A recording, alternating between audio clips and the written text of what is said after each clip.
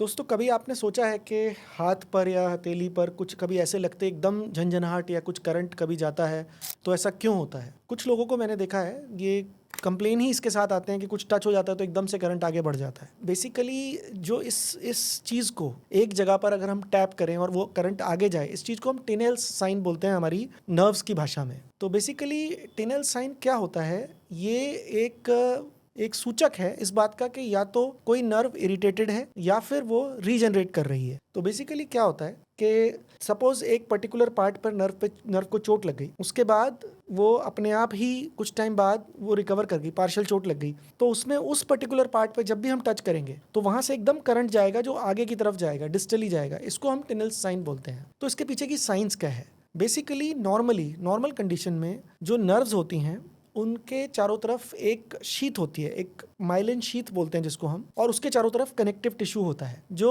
Nerves को पूरी तरह प्रोटेक्ट करके रखता है। आप मान के चलिए जैसे एक केबल है, इलेक्ट्रिक वायर है, जिसमें आप देखेंगे चारों तरफ इंसुलेशन होता है। कई बार अगर आप ध्यान से देखेंगे तो एक वायर होता है, एक उसके ऊपर एक लेयर होती है, उसके अंदर तीन अलग अलग वायर होते हैं, उनके अंदर भी एक एक प्लास्टिक की या रबर की ऐसी शीट जैसी होती है। तो यही इंसुलेशन जो होता है ये माइलिन शीट होती है और उसके चारों तरफ कनेक्टिव टिश्यू होता है। जब नर्व इरिटेट होती है, कोई बीमारी में हो जाए या फिर कभी उसको चोट लग जाए, तो ये जो प्रोटेक्टिव कवरिंग होती है ये चली जाती है। अब इसके चले जाने से क्या होता है, जब या तो वो नर्व हमने रिपेयर कर दी, उसको हमने जोड़ दिया, या वो अपने आप रिकवर कर रही होगी, तो जिस पर्टिकुलर पार्ट में वो रीजनरेशन या रिकवरी चल रही होगी उस एरिया में माइलिन शीट नहीं होती। तो जब माइलिन शीट नहीं होती तो अब उसको हम टच करते हैं तो उस एरिया से चैनल्स हैं वो खुल जाते हैं और उनसे आयंस, चार्ज्ड आयंस होते हैं, वो रिलीज होते हैं, जिसकी वजह से एक मैकेनो एडेप्टिव रिस्पॉन्स आगे की तरफ जाता है जो डिस्टल की तरफ जाता है, और वो ये साइन क्रिएट करता है। तो इसकी वजह से टिनल साइन होता है। अब इसकी सिग्निफिकेंस क्या है? बेसिकली अगर सपोज मैं एक एग्जांपल के साथ समझाता हूँ, किसी को मीडियन नर्व की इंजरी यहाँ पर हो गई